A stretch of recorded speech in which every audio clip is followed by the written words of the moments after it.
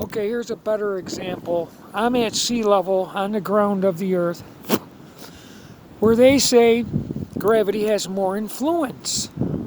So, wind or oxygen is blowing that bush left, right, up, down, and diagonally. And that's on the ground where gravity has more influence because they say if you climb a 4 mile high mountain that you weigh less. And that's because they say gravity is weaker.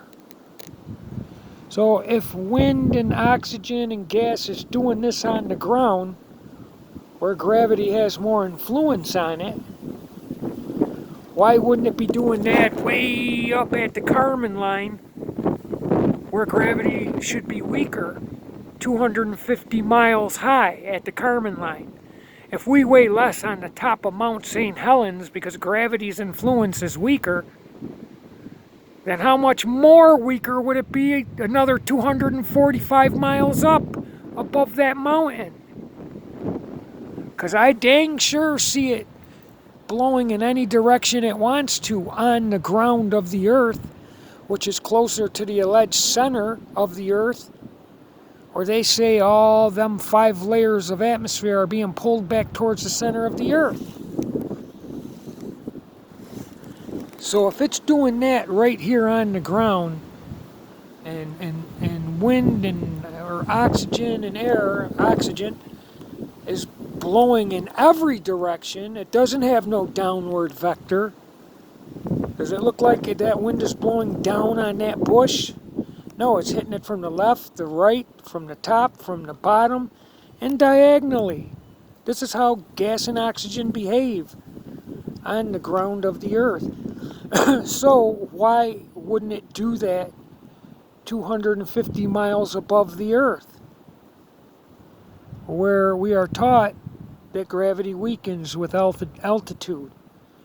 And gas and oxygen always fill the available volume of the puny vacuum chambers we make on the Earth. So why wouldn't it be doing that against an infinite vacuum universe 36 billion light years across? That doesn't happen, because I'll tell you, I can come outside and there's gas and oxygen everywhere. There's oxygen blowing that bush around, and there's carbon dioxide coming out of my lungs. And it's not headed towards the ground, it goes in all directions. So why isn't it doing that 250 miles high right at the Kármán line, where they say our outer space infinite vacuum universe begins?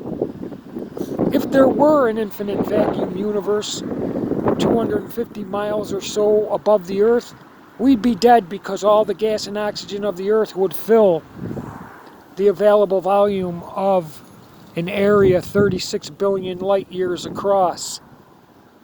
Okay, it's illogical, and outer space is debunked. Anytime you can go outside and breathe air and see it blowing stuff around in every direction, you know that it would be doing the same thing. Gas and oxygen would be doing the same thing at the Kármán line, and it would go in to the infinite vacuum of outer space, and the Earth would be void of air and gas. Gravity's pulling our atmosphere and gas and oxygen back down. Then how would it get up there? How is it going up there? Isn't gravity the downward vector of matter? Okay, when you see an apple fall, it doesn't go up and then come back down. Like they say, the gas and oxygen of the atmosphere is surrounding the outside surface of a giant ball. It goes down, that's it. So how does gas and oxygen go way up there and chill out and then come back down? And I see gas and oxygen doing whatever it wants on the ground of the Earth or slightly above it, where influence is supposed to be, the influence of gravity is supposed to be greater. And if you climb 5 mile high mountain, you weigh less because gravity is less. So if gravity is less the higher you go, how the hell can gravity pull all that gas and oxygen back down if it's doing whatever it wants on the ground or at sea level? Gas and oxygen always fill the available volume of a puny vacuum chamber we make. Do you know how strong and vast they say the infinite vacuum universe, 36 billion light years wide, is? Google it. 10 to the negative 17 torr vacuum. Wake up, people.